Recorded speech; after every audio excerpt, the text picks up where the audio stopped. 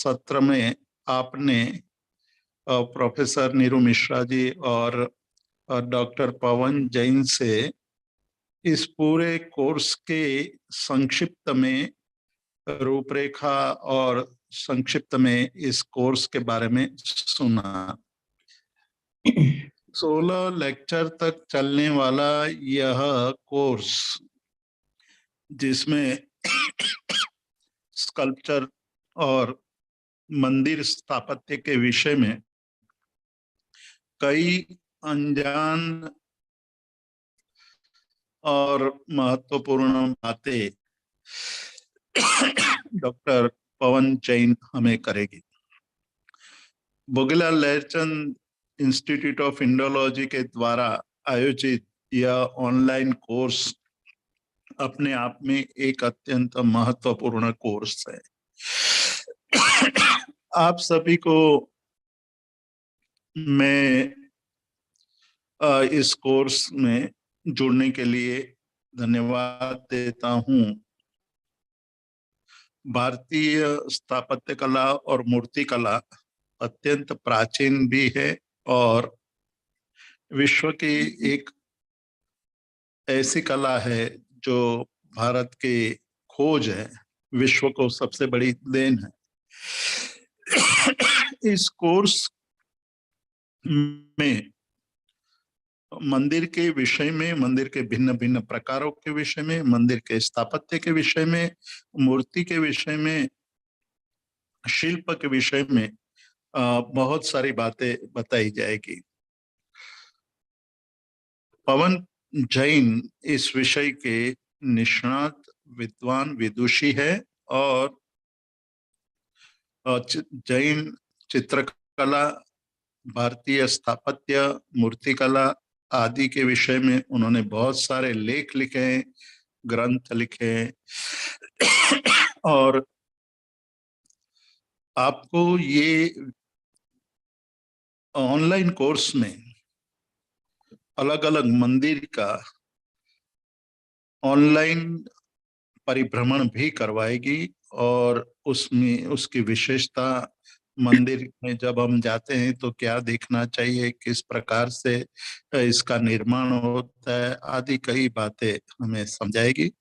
और मैं ज्यादा समय आप सबका नहीं लूंगा, मैं केवल इतना ही कहूंगा कि ये पूरा जो BL इंस्टीट्यूट यानी कि भोगीलाल लहरचंद इंस्टीट्यूट ऑफ इंडोलॉजी जो दिल्ली में स्थित है, विगत 5 दशक से भारतीय विद्या और प्राकृत भाषा के विषय में बहुत बड़ा काम कर रही है। ये इंस्टीट्यूट इंस्टीट्यूट के द्वारा प्रतिवर्ष प्राकृत भाषा का अध्ययन कराया जाता है, तत्वार्थाधिगम सूत्र जैसे दार्शनिक ग्रंथों का अध्ययन कराया जाता है और कला, चित्रकला, स्थापत्य, मूर्ति कला पर भी ये नया ऑनलाइन कोर्स प्रारंभ किया है। इस कोर्स को स्पॉन्सर किया है हमारे संस्थान के अध्यक्ष श्री निर्मल भोगीलाल ने, हमारे अध्यक्ष, दूसरे अध्यक्ष डॉक्टर श्रेष्ठी श्री राजकुमार ओसवाल जी ने, हमारे उपाध्यक्ष जो दिवंगत हुए कुछ वर्ष पहले श्री दिनेश कुमार जैन जी ने, और हमारे एक बहुत ही संस्थान से सक्रिय रूप से जुड़े हुए ट्रस्टी श्री दर्शन कुमार जैन जी ने स्पॉन्सर किया है। आप सब जुड़े हैं। आप लोगों को मैं इस कोर्स के द्वारा बहुत सारी बातें नई जानने को मिलेगी, उसके मैं आपको वो बताता हूँ, मतलब कि इस ज्ञानवर्धक रहेगी, उत्साहवर्धक रहेगी और आप इस कोर्स के द्वारा बहुत कुछ जान पाओगे। मैं संस्थान के डायरेक्टर प्रोफेसर विजय कुमार जैन को आमंत्रित करता हूं, वो हमें पवन कुमार जैन को आमंत्रित करके व्याख्यान के लिए आमंत्रित करेंगे। धन्यवाद।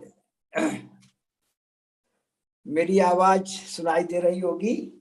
मैं डॉक्टर पवन जी का स्वागत करते हुए हमारे इस पूरे सत्र में जितने भी लोग जुड़े हुए हैं सबका स्वागत करता हूं और जीतू भाई का विशेष करके अभिनंदन करता हूं कि जिसकी दूरगामी सोच के कारण यह हमको पुण्य का लाभ मिल रहा है।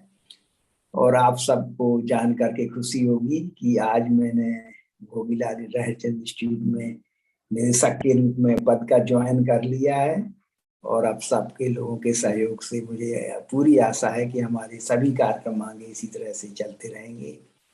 डॉक्टर पवन जी भी इस तरह से हम लोगों को सहयोग देती रहेंगी, मार्गदर्शन करती रहेंगी। देखिए, मंदिर के में जो हमारा पुण्य प्राप्त होता है उसमें एक तो ये कला की दृष्टि से तो हम मंदिर को देखते ही हैं, उसका मुख्य उद्देश्य भी क्या है कि उस मंदिर में जो विराजित मूर्ति है उस तीर्थंकर के का भी हम दर्शन करते हैं। तीर्थंकर के दर्शन करने का मतलब है कि वंदे तद्गुण लब्धये। हम क्यों वंदना करते हैं, मंदिर में जाकर के मूर्ति की वंदना क्यों करते हैं कि उनके गुणों की प्राप्ति हो। किसके गुणों की प्राप्ति हो? हमारे तीर्थंकरों के गुणों की प्राप्ति हो, हमारे आराध्यों के गुणों की प्राप्ति हो। तो आप ये देखिए, आज हमारे शास्त्र हैं, ज्ञान है, व्यक्ति के साथ में ज्ञान लुप्त हो जाता है।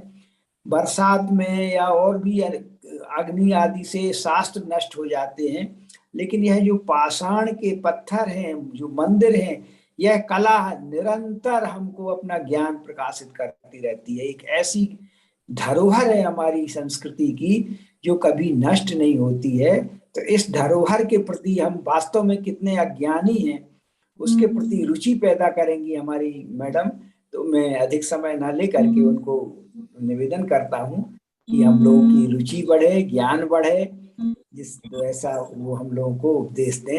इन्हीं शब्दों के साथ में आपका स्वागत और आपको मंच दे रहा हूं। धन्यवाद, धन्यवाद। और सभी जिज्ञासुओं को, the curious minds who have come and gathered to listen to this, a very, very warm welcome to everybody. Yeah, so we are going to start with where we left last time. Yeah, everybody can see my screen. Yes? Yes, it's visible. Okay, good. So,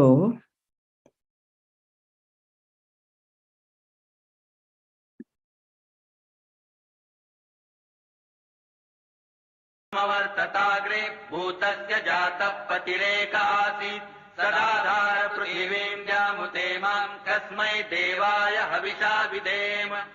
वह था हिरण्यगर्भ सृष्टि से पहले विद्यमान, वही तो सारे भूत जात का स्वामी महान, जो है अस्तित्वमान धरती आसमान धारण कर। ऐसे किस देवता की उपासना करें हम हवि देकर,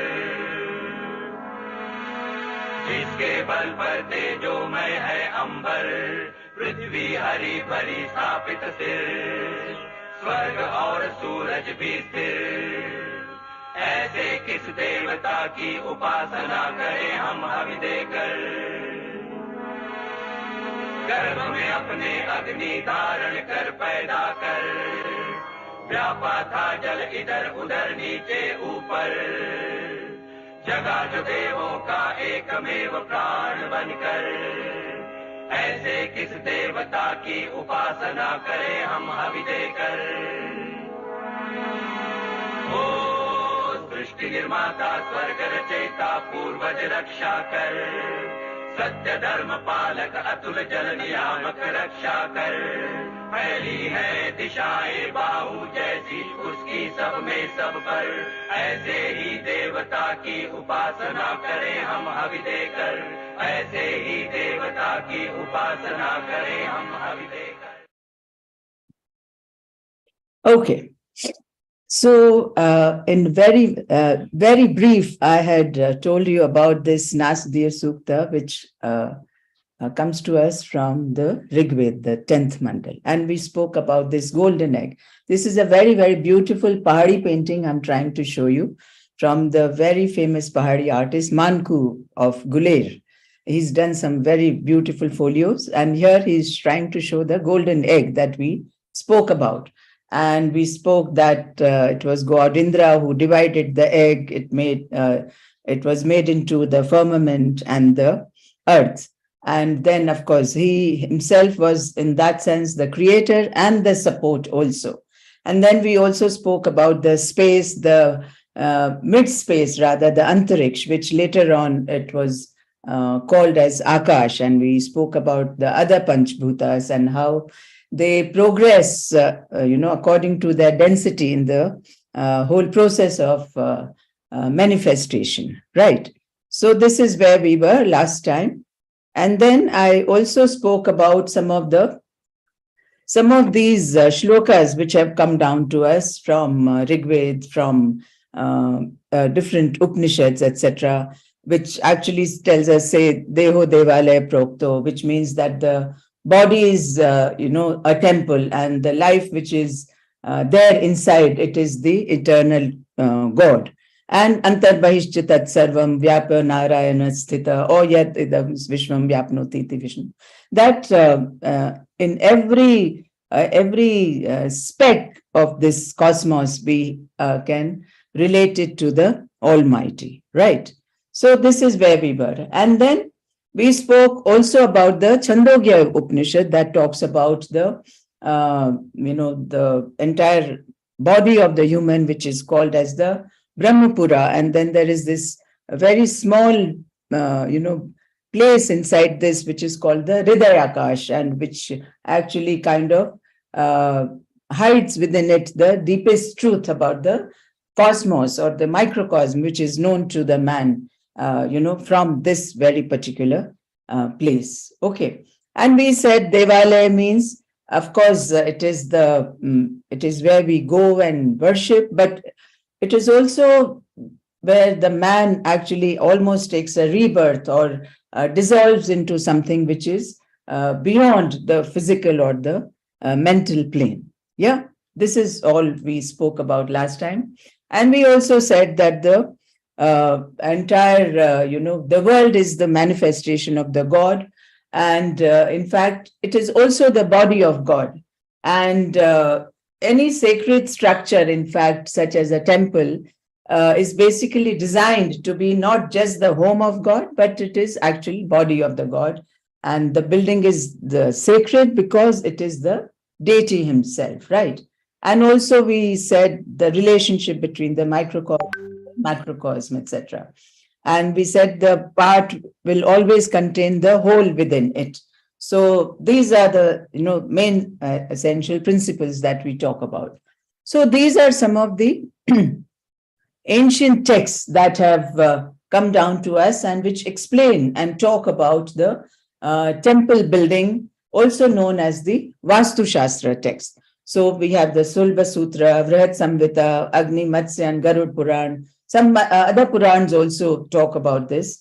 Ramayana, Mahabharata, the different agamas, the Shaiva agamas, the Vaishnava agamas, Vishnu Dharmottar Puran, Natya Shastra, Arth Shastra, also other Dharma Shastras, Garge agama, etc.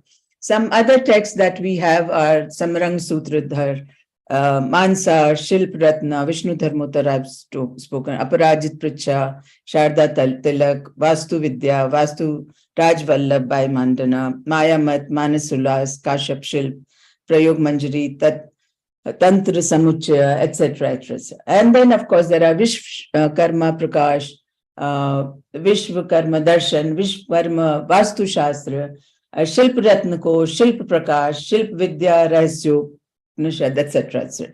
Okay. So these are some of the texts that normally the makers of the temple, they would essentially will be referring to in case anybody decides to construct a temple. Now we will talk about the Vastu Shastra or the Hindu temple and the cosmology. It is very important for us to understand these very intrinsic and basic concepts in the building of a temple, or to understand the various parts of the temple. All right. So what is Vastu Shastra basically? It is the attempt to align the energies of the physical world with that of life of man. And this very branch of Hindu learning that includes these ideas is called the Vastu Shastra.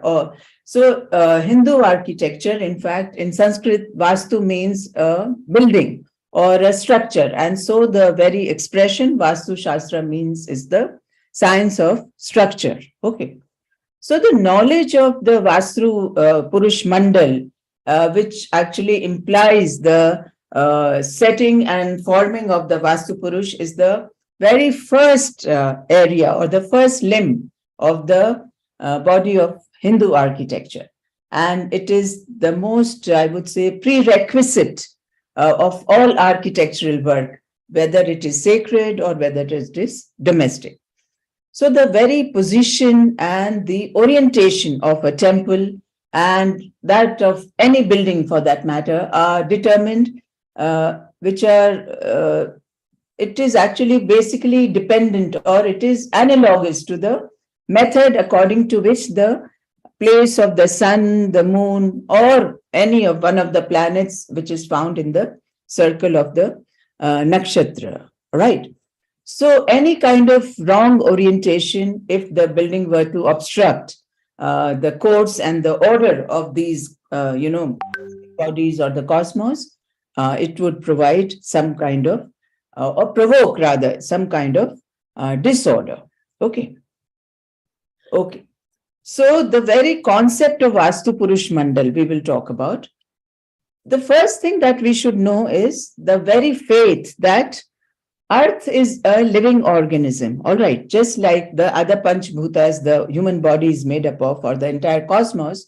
It is also the Earth, the last of the Panchbhutas. It is a living organism which is throbbing with a lot of life and energy, and which is very, very fundamental to Vastu Shastra. And this living energy is symbolized as a person. He is the Vastu Purush. All right, this energy, uska manvikaran or personification of this energy, it is called the Vastu Purush. And the site for a proposed construction is his field, which is called the Vastu Purush Mandal. All right. And in fact, the Vastu Purush Mandal is the site plan, which is his body. All right. And so in that sense, we can say it is the metaphysical plan of a building that incorporates the course of the heavenly bodies and the supernatural forces, right? So it is an indispensable part of Vastu Shastra and constitutes the very mathematical and diagrammatic basis for for generating the temple designs. All right. So this very science of architecture, or the Vastu Shastra in that sense, is part of the science of the luminaries, the sun, the moon, the planets, satellites, etc. And the time for setting up of a building, its place, and the direction it has to face are ascertained on this very magic diagram of the Vastu Mandal. All right. So here I have, in fact, tried to define the three different terms just for your, simple understanding, right? I hope all of you have read this. Purush refers to the energy, power, soul, or cosmic man. Mandal is nothing but, it's a diagram, basically. All right. Right. So we said that Vastu Purush Mandal represents the or manifests the form of a cosmic being upon which the temple is built and in whom the temple also rests. The temple is situated in him, comes from him, and is also a manifestation of him in that sense. It is both the body of the cosmic being and a bodily device by which who have this requisite knowledge of constructing a temple, they attain the best results by going through this particular method. And further, we can also say that Vastu Purush Mandal is also the cosmos in miniature form.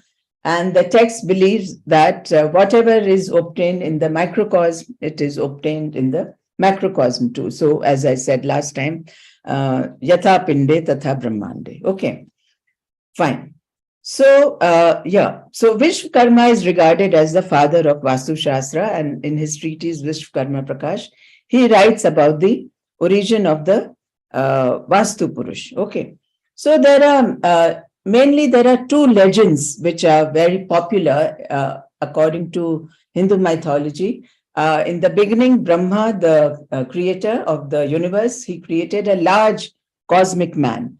And he grew very, very rapidly as he began to devour everything in his path to satisfy his this insatiable hunger. And he became so big that his shadow fell on the earth, and which kind of created permanent eclipse on the earth. And the other gods, in fact, they got very worried, and they went to Brahma and said that, please do something about it, and you have to destroy this creature.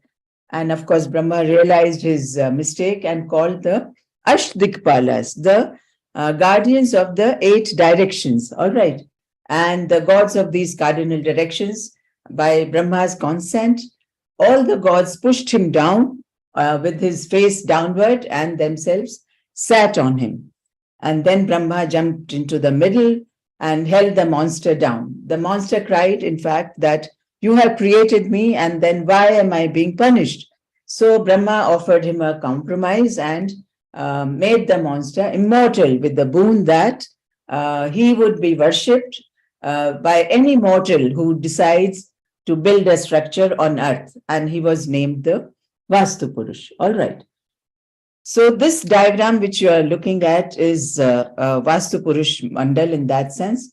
It is a metaphysical square plan, and where when all the Ashdikpalas pushed him down, facing downwards, his face in the northeast, the legs in the southwest, and his 2 arms and the joint of his 2 legs in the other 2 cardinal directions. Yeah.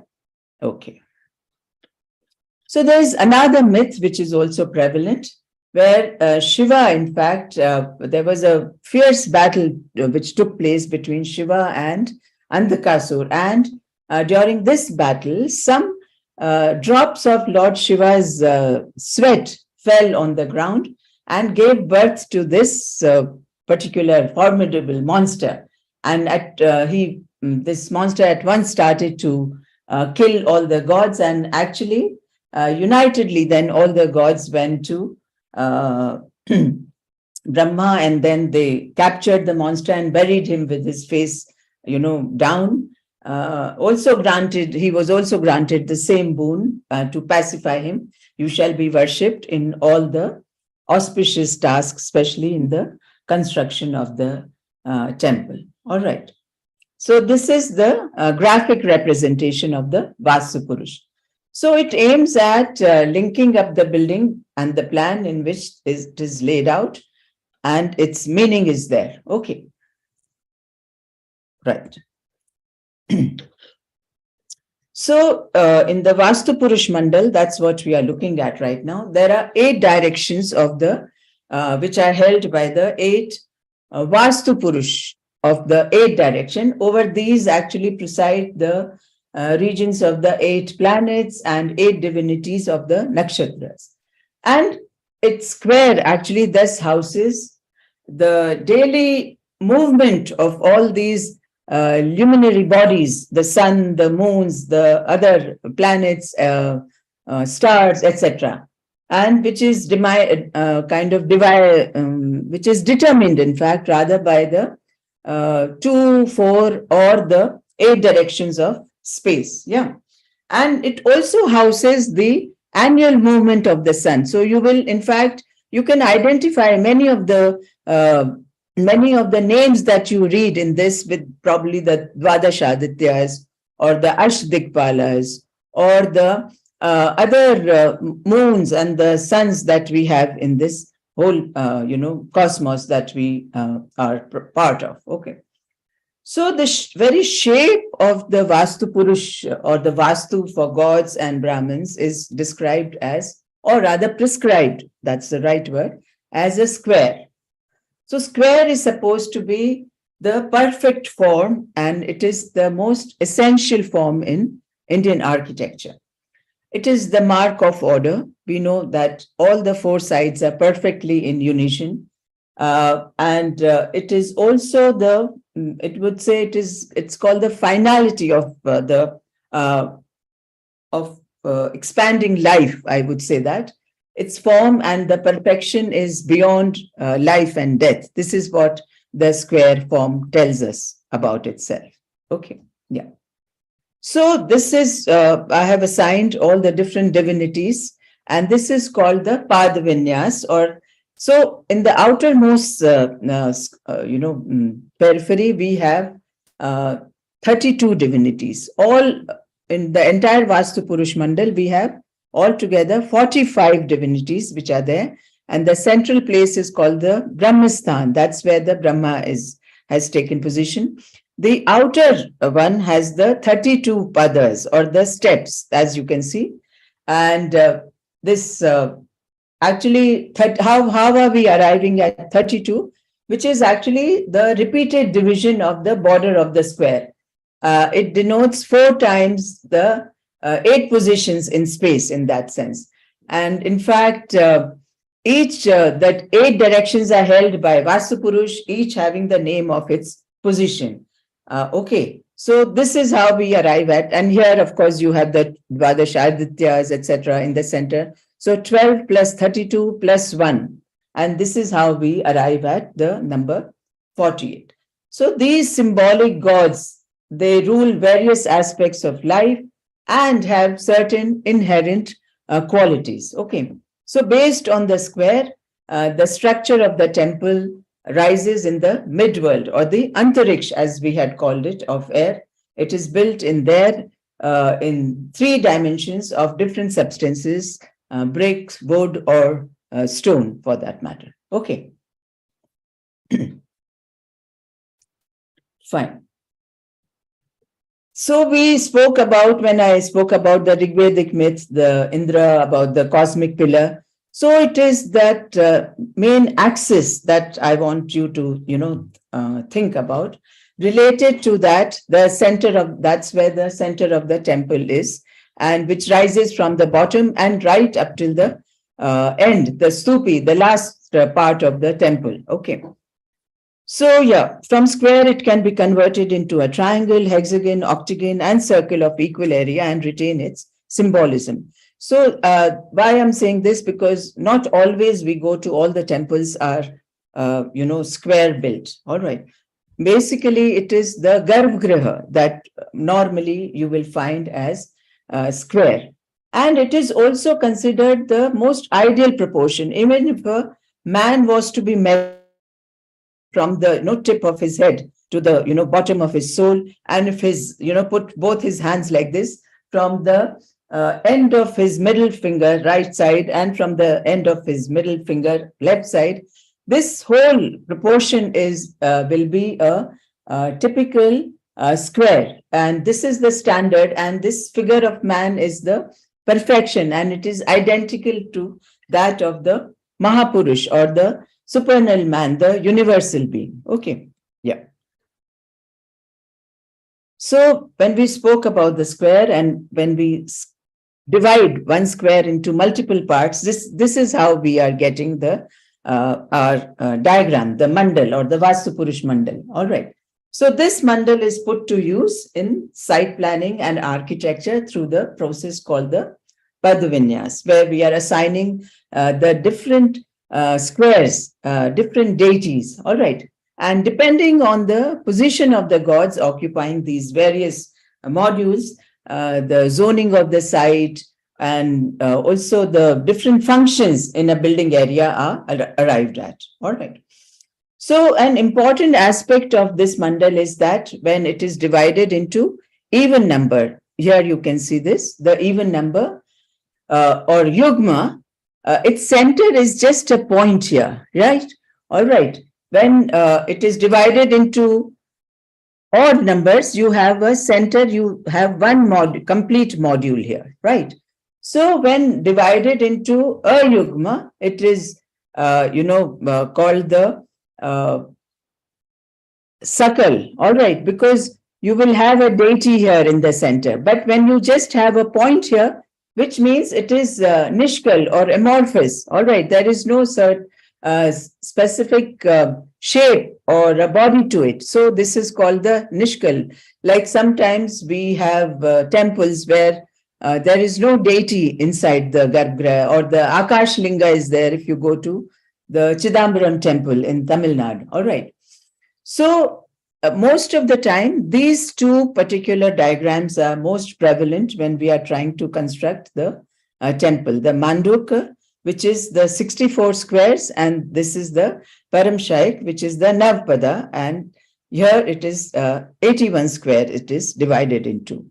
Right, when the temple is based on this particular aspect, then the head of the Vastu Purush is facing east, and that's how the temple is also facing. And when it is divided in this particular fashion, the Vastu Purush is facing the northeast. Okay.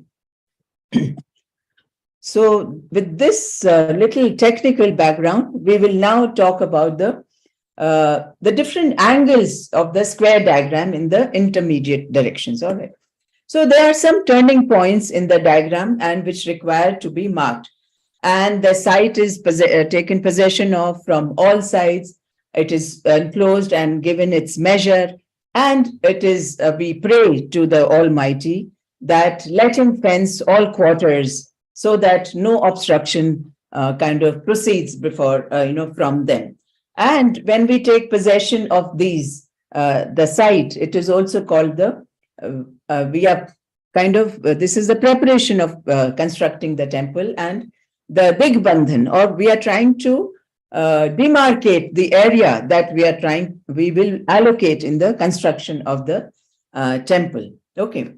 So as everybody knows, there are 4 main directions, and then there are 4 sub-directions, right? The east, west, north, south. Then there are sub-directions in the angular or the in-between directions of these 4 particular. And we have the orientation of the Vastu Purush in the plot of land depending upon the Brahmasthan or the other gods which are distributed in this particular Vastu Purush Mandal.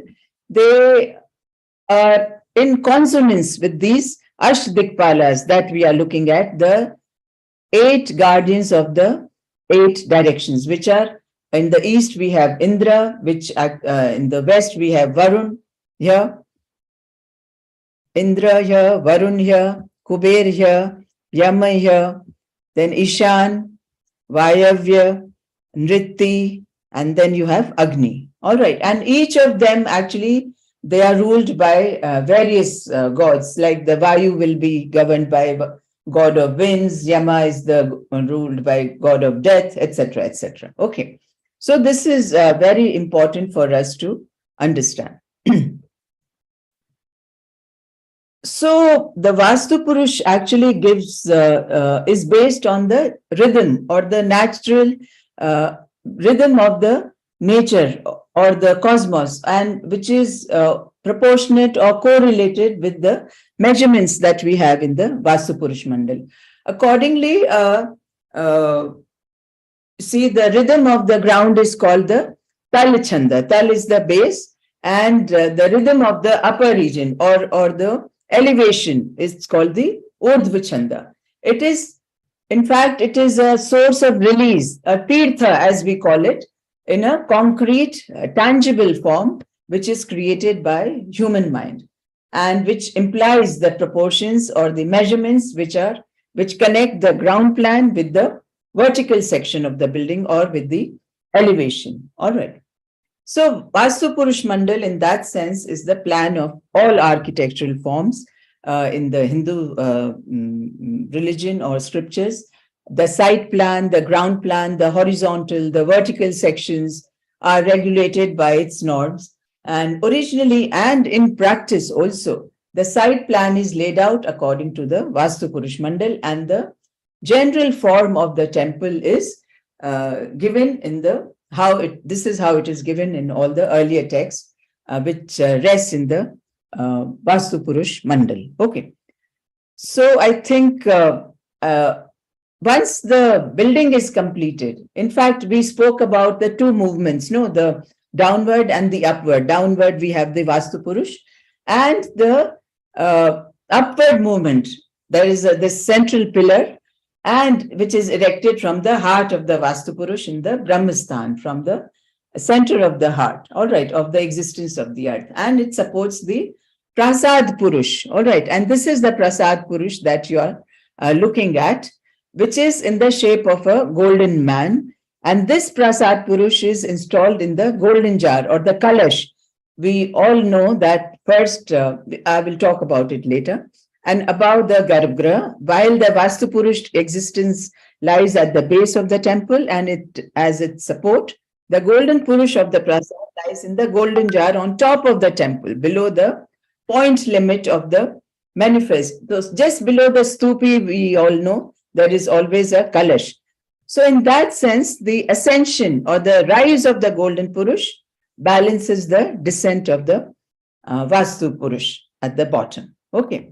So keeping this very basis of temple building, or what the old scriptures or the Vastu Shastra tell us about temple building, now we will turn our attention to some of the practical aspects or the actual physical temples that we know since ancient times.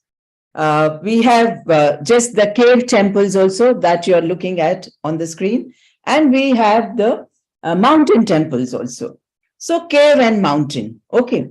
So in the architecture, there are names, in fact, the caves or the temples about for the total temple also. So if I say in Burma, Ku, which is a guha or a cave, which is another name for temple, or Giri mountain in Cambodia, all right, and Meru in Bali. These are all the names of the temple that's how they are addressed. All right. So in India itself also originally they in fact denote the interior respectively of the high exterior shape of the prasad or the mountain in that sense. So the interior of the cave, of course, is darkness, and the exterior with its mountain is the slope along with the superstructure and the perpendicular walls of the prasad, which displays to the light of the day, and the seed which has taken root inside and which has kind of sprouted in the form of the temple. So temple is a monument of manifestation. I have been repeating that. And the sanctum with its massive walls and the dark interior actually represents a cave or a guha, while the superstructure with its peak like spire, right, the shikhar, which represents the a mountain, and it frequently is designated as the mythical Meru or the Kailash or Mandara mountain. Okay. So what is the origin of the temple that we see today? From where these different shapes have come into being? So several parts of the temple are significant in that sense. The base, the very base is derived from the Vedic altar. Here I'm showing you a diagram of a Vedic altar. The three, steps, and then in the center there is a Havan Kund. And this is how the Vedic people used to worship, or they will, offer the Havis or whatever that you may like to call it. So the base is derived from this. And the plain cubical cell, the square cell that we have been talking about of the Garbhagriha, is nothing but the prehistoric dolmen. You may have seen the simple erection of two, stones and a platform on top, which is called the dolmen. All right. So the very structure of Garbhagriha is inspired from this. And the spire or the shikhar, where does it come from? The symbol, the very simple, tent, which is a bamboo tent, right? Which is tied together at a point, which is also called the tabernacle. So this is the tip of this tabernacle or the bamboo tent is the finial, which is beyond the body of the temple, which extends into the antariksh and the mid space. And about this is the this is where the entire shikhar that we talk about. Okay, so having spoken about this, let's talk a little bit about the Garbhagriha, which is actually the very life of any temple for that matter. Okay. So we spoke about, I told you about the Chandogya Upanishad, and that's why it was very important for me to talk about that, because it directly relates to the temple construction. Okay. So the very small space within the heart, the Hridaya Akash that I spoke about, coincides with the Garbhagriha of the Hindu temple, the innermost sanctuary assigned for the presence and realization of God. Okay. So square of the ground plan, the interior of the sanctuary, the small cubicle which is filled with darkness, and it is extended into the mass of the entire temple or the prasad, and its very towering superstructure, the shikhar. These are the surroundings of the image or the symbol which is housed inside the Garbhagriha. And this is the place towards which the devotee proceeds, right, where worship is offered.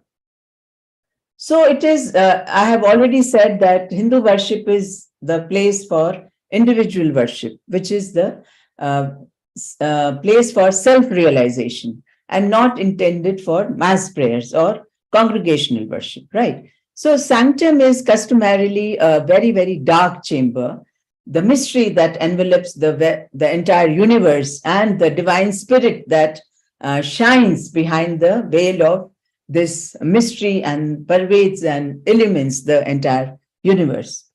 So just as the sanctum is a microcosm, so is the whole temple symbolic of the universe, which is inhabited by gods, demigods, human beings, and animals, which are figuratively represented on the temple facades and walls and different parts of the temple. The same idea is expressed by the representation of the Ashtadikpalas, or the regions of the cardinal points. Likewise, when we do the circumambulation or the ambulation around the temple, symbolically means that you are paraambulating the entire universe itself. Okay. So, yeah. So the Garbhagriha basically means that we enter the Garbhagriha, and who has come to the center, and he attains his new birth in this darkness. Yeah. Okay. So Garbhagriha is basically the rahasya, I would say, the secret, the mysterious, right? This is how we look at the Garbhagriha, and it is the, in fact, the most secluded spot is the Garbhagriha, the last one that we approach when we are entering a temple. So the very name Garbhagriha also refers to the human body and to the very inception of life. All right.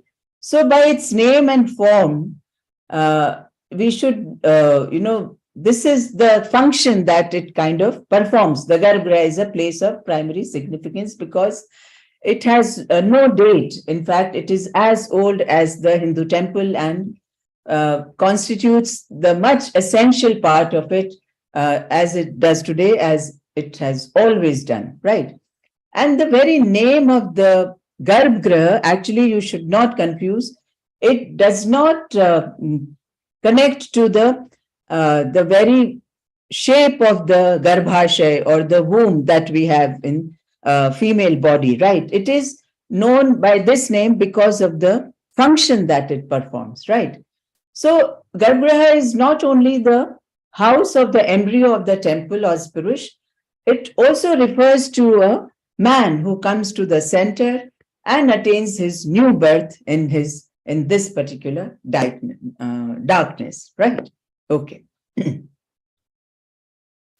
And I would also say the relation of this sacred architecture to the Vastu Purush Mandal is also reflected in the sculptures that we have on the walls, in the interior walls or outside the walls. Okay. So we have been repeatedly saying that temple is in fact, the entire cosmos is the body of the gods, and the temple is also made in the shape of the body. And the names of different parts of the temple are the very names used to denote the various parts of the human body or human anatomy. You will look at in this diagram, I have put an image of seated Shiva and an image of a South Indian temple. So the different parts, the Paduka, Pada, Charan, Angari, Jangha, Uru, Kati, Gala, Griva, Kantha, Shirsha or Sira, Karna, Nasika, Shikha. These are all the terms that we use in everyday life. Feet, legs, thighs, neck, head, they all denote different parts of the human body, and the function of the structural parts, they actually also correspond to those of the human body and are often used figuratively, in fact, to emphasize the concept of organic unity that we have in temple architecture. All right. So if the temple symbolizes the body of God in the macrocosmic plane, it equally symbolizes the body of man on the microcosmic plane, right? So it is ritually invested with human personality and conceived, which we spoke about, Vastu Purush, and is conceived in terms of human body, which is the most evolved living form. We all know that. And this symbology, again, I would say, for the sake of repetition, tries to also impress upon us that we need to seek the Lord within our heart and not outside. Okay. So combining the axis of the world pillar, the cube of the sacrificial altar, and the body of a palace to house an image of divinity, it represents the cosmological symbolism. And that's what the entire temple is built on. Okay. So the temple also represents the subtle body. We spoke about the physical parts of human body. It also speaks about the 7 psychic or the energy centers or the chakras. So the Garbha, in fact, represents the Anhata chakra. Why? So Anhata chakra is here, the heart. All right. And this is where we say that the ultimate secret of the entire cosmos is revealed. So it is very natural that this place is the Anhat chakra, which is situated here. And then, of course, that's where the Hridaya Akash is. And the Sahasrar chakra is the topmost point. All right, the Kalash. Yeah, which is situated at the top of the head.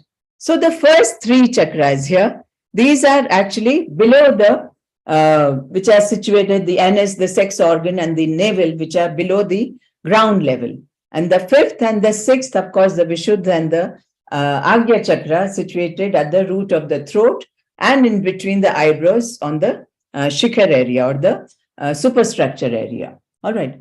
So this is how the temple is symbolizing the body of God. All right. And of course, the body of man at all physical level and also at the energy level, I would say that, or the chakras level. Yeah. Okay. So we have already spoken about the square shape and the bamboo. This is how the entire structure is built when we build any particular temple. So the devotee who enters the temple, he is not only merely a spectator. He actually perceives in his mental concentration and then establishes his rapport, or he is in communion with the divine essence which is present in the Garbha. And thus he fulfills both of these 2 objectives while visiting a temple. So all the ornamentation and the imagery, the different sculptures on the walls, and the total form of the temple that we see are designed. In fact, they aid the devotee in the attainment of these particular 2 objectives. Yeah. Okay. So prasad, I keep talking about. So prasad is also a palace and is also a temple. So inside, in fact, the deity, the concept of God is, of course, we say as the supreme ruler of the universe. All right. So the deity is provided with all kinds of royal paraphernalia inside the temple of, say, a throne, an umbrella, there are chori bearers, the fly whisk, which is called, and the worship of the deity is attended by regal pageantry together with the music, dance, and of course, the lighting of the lamps, etc. Okay, fine. So let's look at some of the earliest shrines that we know about. So most of the early shrines are enclosed on the ground as well as on the upper floors by a railing design, which is a distinguishing mark of a holy stead or a sacred place. So earliest earliest worship we know was that of nature worship or tree worship, and most of the time we will be, or nature worship. So many of the yakshas or the yakshis were attached to this kind of worship. In fact, they were actually dedicated to the all these earlier natural deities, and then later to that of the Buddha, who was added earlier in the he was adored in the symbolic, asymbolic form, rather just the symbols, and then of course he had the iconic form also in the later time. So sometimes we also start worshipping odd-shaped objects because of some kind of awe or fear. So here we have some tree, temples here. In fact, the most interesting part about Indian culture is that these trees temples are still very, very prevalent in the not only in rural areas but also in all the metro cities also in today in Delhi or Mumbai or wherever you go. At any given time, you will confront any of these tree temples. Then here the entire forest itself is in the temple form, the Ayana temple. Then just a simple platform will also serve as a temple. Okay.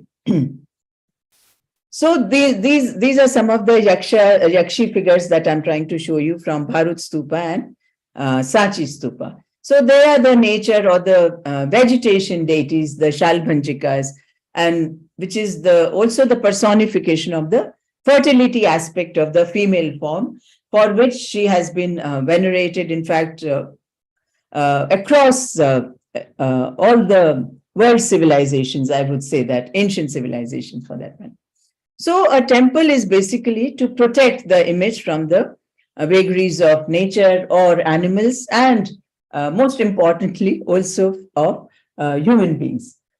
So earliest evidence of the temples, where do we find? Of course, the Shilp Shastras or the Vastu Shastras have spoken about them.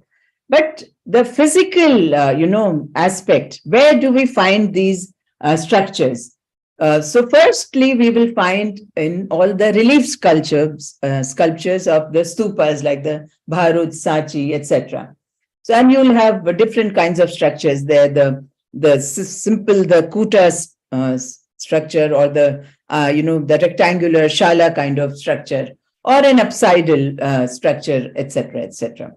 Or from different inscriptions we will find, or from numismatics. The coins will also tell us some of the structures, how earlier structures used to be, or from different texts that we know, or the travelers' records, or Megasthenes' record of the Mauryan period, Jatakas, Milinpanas, the Jain Sutras, the Amarkosh. No, and also the different archaeological finds will tell us what kind of architecture was existing before we actually see the temples.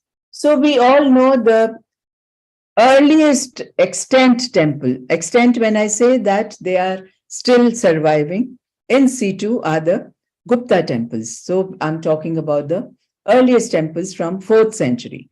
Does that mean there was no worship earlier? No, it does not mean that, because when we look at the different reliefs and also from the many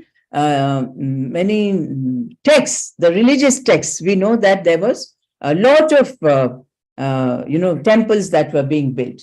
So earliest structure that we have come down to us in India are the rock cut structures or the architectures. So Lomas Rishi Cave in Bihar, the Udaygiri Khandgiri in Orissa, Bhaja, Betsa, Karle, all Nasik, Pitalkhura, all these are in Maharashtra. Then we have the stupas like the Sanchi, Mathura, Bharut, Amravati, Nagarjunkonda, etc., Jaggaipeta. These are all the Buddhist stupa. So originally stupas were, the made for the Buddha. The decease of the Buddha developed as a Buddhist cult object, and at the time of Ashoka, while the peepal tree was,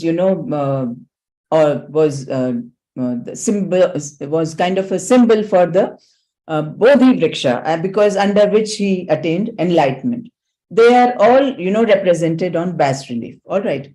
In fact, the very famous art historian, the father of, in fact, Indian art history, Anand Kumaraswamy, delved into these ancient sources, and he also tried to find out as to what existed before the actual structural temples came into being before Gupta period. So these are some of the relief sculptures that we have from, Sanchi Stupa. You can see different kinds of structures here. Yeah, the kutas, the shalas. Yeah, here you see the different three different these structures you are seeing, and this is very interesting. This is called the Gaj Prishtakriti. Gaj means elephant. Prishtakriti is the backside of an elephant. So the apsidal roof this is called the Gaj Prishtakriti. This is the shala or the rectangular kind of a structure that we have here.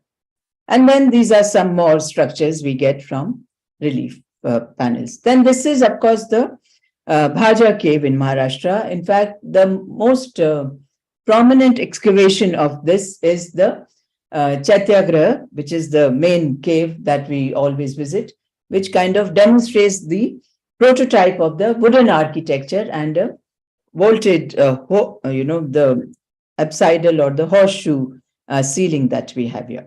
Then this is one coin that we have, which depicts the Shiva temple. Here you have the trident here. And this is the Udumbra state where it was found here. Okay. So we said, let's talk about the different parts of the Indian temple that we have here. So Garbhagriha, of course, is the perfect square, but the whole plan can be oblong or, in any other shape also. And its elevation, in fact, is marked by the four-sided griva and tall tapering shikhar. Okay.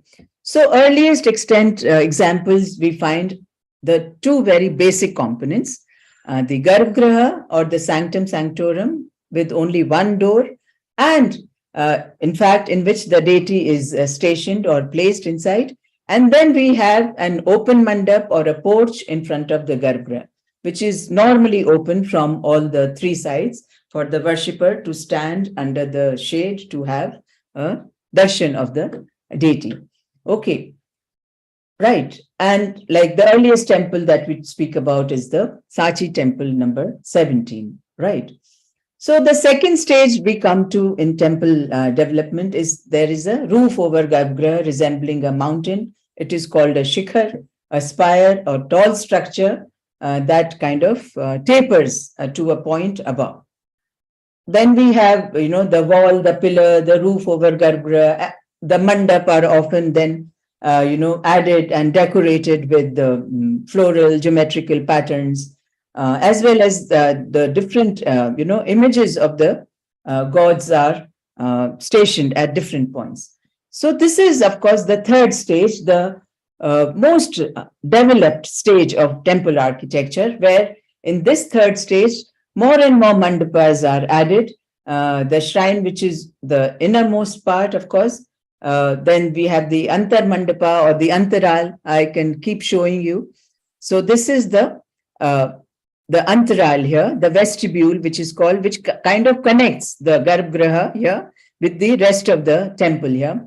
Then we have the Mahamandap, you have the Mandap here, and then you can have the Mukha Mandap. In South Indian temples, you'll have the very, very ornate and large, very, very high gopuras also, which are ornate storied gateways. Normally we will find in the South Indian temples. Okay. And then we have these are of course the different parts of the temple. This is the most developed temple that we are looking at, the Kandariya Mahadev temple in Khajuraho.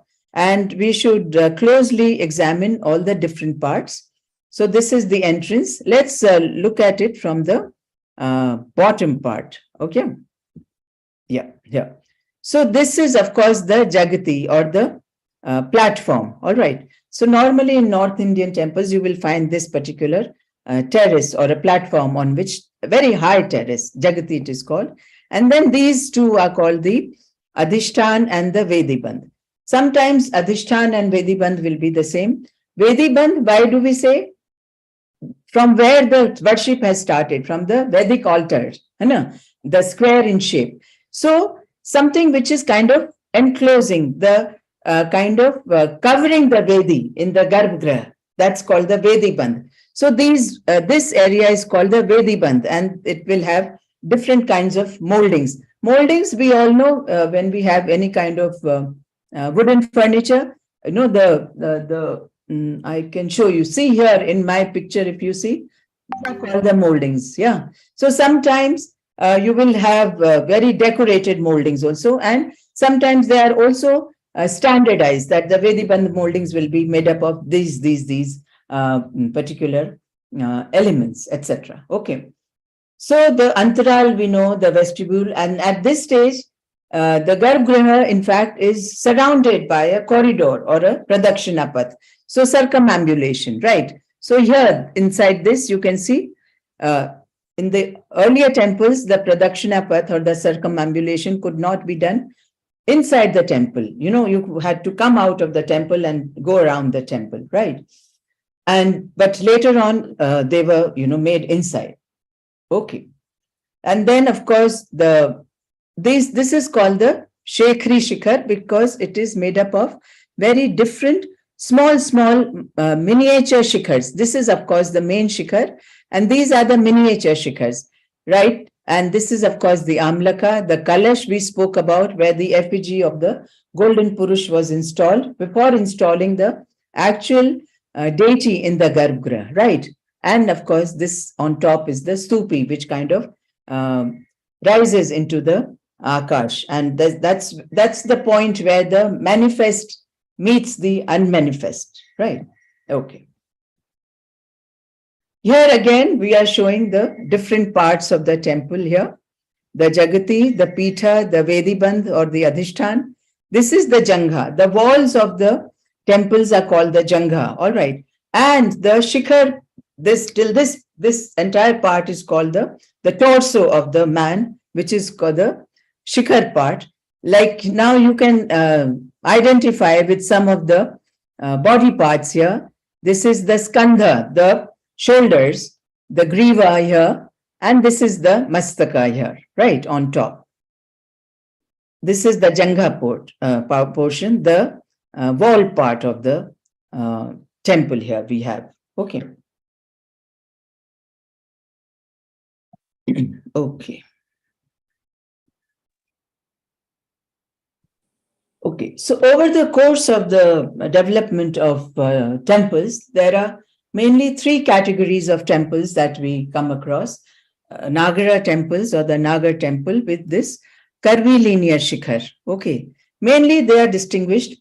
This is one of the main distinguishing feature, the curvilinear shikhar of the Nagar temple, whereas this is a Dravid temple where you have the pyramidal shikhar. All right, the superstructure is in the shape of a pyramid, right? So this particular temple, the Nagar temple, can either be Shekhri or Latina, that I will talk about in a bit, probably in my next slide. So this is how the temple developed from flat roofed, then came the superstructure, Pradakshina path, the Jagati moldings, arrangement of different door jambs, the Lalat bimb, the center of the door, right, where the deity, whichever deity is placed inside the Garbhagriha, you will have the same deity installed on the Lalat Bimb also, right? The pillars, their motifs, the door frames, the basil moldings, the Ganga Yamuna figures on the door jambs. You will have subsidiary shrines. You will have in more developed temples the Sandhar temples, which have the inner circumambulation, the different angas or the different rathas of the temples that we will soon talk about. Yeah, okay. So here we have, this is of course the pyramidal, the Dravid temple. And this is the Shekhri Shikhar that I was talking about, the North Indian temple. Here we have the miniature shikhars here, which slowly ascends in the height and almost gives us the feel of the mountain peak. Yeah, that's why it's called the shikhar. The very, most of the time you will find the etymology that we use in temple architecture, they will also correspond to their meaning in actual life, right? And this is called the Latina Shikhar. Latina Shikhar, or the Rekha Deol, as we call in Orisian architecture. Here we do not have these miniature shikhars, right? In fact, the entire shikhar is taken, like it is ascending in the same order as the temple walls here that you are seeing in different sections here. But of course, the different levels are divided by these bhumi amlakas, as we call them. So here, if you care to see, I hope everybody can see my cursor. So here we have the amlakas, or the amla fruit, we can all visualize. Yeah, the ribbed amla fruit that we have. So the tip of all the shikhars, the minor shikhars, are crowned with these amlas. All right. And in this sense, it also denotes how many levels or the storied the shikhar is. And similarly here, and that's why they are also called the bhumi amlakas. Bhumis are the different levels or the tiers or the floors, I would say that. That's the main nomenclature that we are using. Okay. Then the third type that we have not spoken about as yet are the Vesaras, right? So the Vesara temples normally will be a mix of the northern and the Dravidian temples, which normally will have stellate plan. Here we are looking at the Somnathpur temple, the Keshwa temple at Somnathpur in Karnataka. Karnataka is the region that's where you will find most of the Vesara temple. Mostly they will have this stellate plan, the very typical feature of a Vesara temple. And also this stellate plan actually carries on till the end of till the peak of the temple here. The walls are also in the particular fashion, right? And this is another variety. I will not call it Vesar, but many of the Vesar temples are also called Bhumij temples, because here also we have the entire walls and the shikhar. In fact, they have the same kind of plan. And here the only main difference here being each direction, the east, west, north, south, they are divided into four distinct quadrants. Like here you have this main lata or the manjari here, which is dividing these two sections. And similarly, you will have in all the four cardinal directions. And another difference is the height of these Bhumij temples is relatively much, much higher than what we have in the Vesar temples. They are comparatively, in comparison with the Dravid or the Nagar temple, they are a little bit stunted, I would say that. And these Bhumij temples you will normally find in the central Indian, area, rather in the Malwa area. Okay. Okay. So now let us talk about the people who are responsible for the making of the Hindu temple. So the Sthapati, the Acharya or the Sthapati, in fact, the learned preceptor who advises and guides in selecting the proper site. The construction team who work under the guidance of the Sthapati and the Shilpi include the Sutragrahi, the Vardhaki, and the Takshak and the workmen. And then we have, of course, the Sutragrahin, who is expert in all kinds of measurements. He's an expert draftsman who directs the rest of the work, which is a workforce, in fact. And his job is to see that all the building parts are aligned correctly. He should be able to give instructions to other craftsmen. Then we have the Vardhaki. He also is a painter. He joins together all the different building elements shaped by the Takshak. And Takshak is the craftsman, in fact, who cuts and shapes the different building elements. He's also the master carpenter, in fact, who is responsible for all the intricate woodwork, including doors, windows, pillars, etc. He's not only a wood carver, or he's also stone carver or metal cutter, right? So he should be able to do his the given job to him.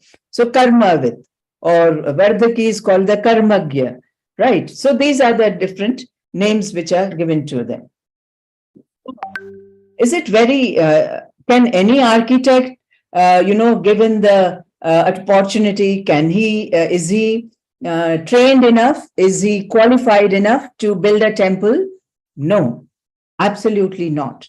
So according to Hindu texts, these are all the different sciences that any sthapati or the acharya or the main architect, he is supposed to be adept in, right? So if you look at this particular list, I don't think any part of learning has been left out, right? And not only these, he also has to be very, very compassionate, self-controlled. He should speak truth, charitable, firm in decision-making, faithful, soft-spoken, sweet-tongued, happy, curious to learn from others or other sciences also. And should not be greedy, free from gambling, womanizing, hunting, daydreaming, blackmailing, liquor, all kinds of vices. So in that sense, I think it is very important for us to know, why does he have to learn all this? Because when we talk about temple building, it is not only a building where we go and pray. In fact, it is in olden times, definitely it was the nucleus of that particular town or village. In fact, that's where all the social activities would be happening, and he should he should be aware about, why should he be aware about say geography, because you cannot build a temple very, very close to the seashore. We all know what happened to the temple, the shore temple at Mahabalipuram when tsunami hit, right? So in that sense, he has to know about all these different sciences. Yeah. So what are the different steps which are involved in constructing a temple? So first of all, Bhu Pariksha, examining and choosing the location and soil for a temple town. The land should be very, very fertile and the soil should be suitable. And I spoke about Digbandhan, where we kind of demarcate the area which is, decided for temple construction. Then we have the Shila, Pariksha, examining and choosing the right kind of material for the image. Then we have the Karshana. Karshana is where you grow some kind of, corn or some other crop which is grown in the same, area, and it is fed to the cows, that it should be palatable to the cows. And then the location is fit for the temple construction. Then we have the Vastu Puja, ritual to propitiate the Vastu Devta, about whom we spoke about, in great detail. Then you have Shalyodhar. Undesired things like bones, etc., are also dug out. All right. And then we have Adhestaka, the laying down of the first stone. But, one thing which we haven't spoken about is also, supposing there is a tree in that area, you have to pray to all the tree, all the vanaspatis, all the birds, etc., whatever living creatures which are residing in that tree, that we are trying to, dislocate you, or we are trying to relocate you in a new environment. So earlier times, if there was any tree inside the precinct, it was not cut. With lot of care, it was kind of removed along with its all the roots, and it was kind of replanted in another very, very congenial place where no harm to the tree or the living beings or living creatures which were inhabiting that tree would get damaged in that sense. Then we have, of course, the nirman. The foundation is laid and land is purified by sprinkling water.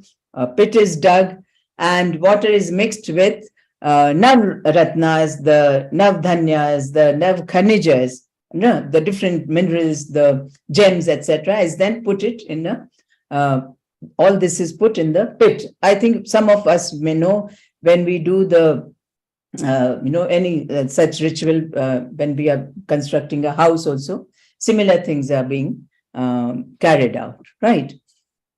Then we have the Murdestka Sthapna, which is placing the top stone over the prakara or gopura. Gopura is the entrance, or the prakara is the boundary wall of the temple.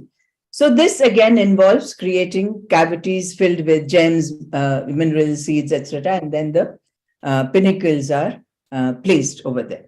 And of course, then we have the Garbhanyasa. Garbhanyasa is where a pot made of 5 metals, Panchloha Kalash Sthapna, which I spoke about, which then is being taken on top of the shikhar once the actual image of the Garbhagriha is being installed at the place of main deity. Okay. Then we have the Sthapna of the main deity is installed, and Pratishtha, the main deity, is then charged with life or prana, or as we call it, the Pran Pratishtha. Okay. So with this, I think we can conclude today's session. To sum up in brief, we learned about water cosmology, origin of universe, which means that water is the basis, of all creation and sustenance, I would say. It is for this very reason that from Gupta period itself, the earliest temples that we have, the temple pillars are shown emerging from Purnaghata or the Kalash, or the water pot as we call it. And also the finial, the top of the temple, is embellished with the Kalash, as you can clearly see here. Then we also said temple as monument of manifestation. Hence the morphology of the temple is right from top to, from bottom to top. It seeks everything that the cosmic world is made up of, or the entire Brahman, the luminary bodies, the entire universe is made up of. All right. And their movement in the cosmos, all that is taken into account while building the temple. And the earth, the akash, the heavens, the netherworld, etc., etc. So in that sense, temple is a tirtha. Tirtha is, what is the actual, meaning of tirtha is the source of release. It is in a concrete, tangible form, which is created by humankind. And of course, the luminous power of the deity, or the consecrated symbol that we have inside the supreme principle in the Garbhagriha, is irradiated, I would say, from within. And it is revealed in all the, different 4 cardinal niches in the form of significant aspects of the main deity. So we have these different niches in the, Garbhagriha or the entire building, where minor niches, there are projections, recesses of the walls, and there are different divinities which are installed, the lesser or the Parivar Devtas or the Avaran Devtas as we call them. And when we are doing the circumambulation of this, all these, it is actually we are in communion with the deity which is installed inside the Garbhagriha, and while moving around the images which are carved on the temple. So the sacred carvings on the wall and pillars, the architraves or the torrents as we call them, the ceilings of the interior or the exterior compartments, they too have very, very profound impact on the mind of the devotee when we enter the temple premises or the precincts. Thank you very much. With this, we are going to conclude today's session. Yeah. आपको भी बहुत बहुत धन्यवाद। आपने गागर में सागर भर दिया है, 1 घंटे में पूरे दर्शन करा दिए, जो हम लोग पूरे जीवन में इन मंदिरों के दर्शन नहीं कर पाए थे, और सूक्ष्म से सूक्ष्म जानकारी देने का प्रयास किया।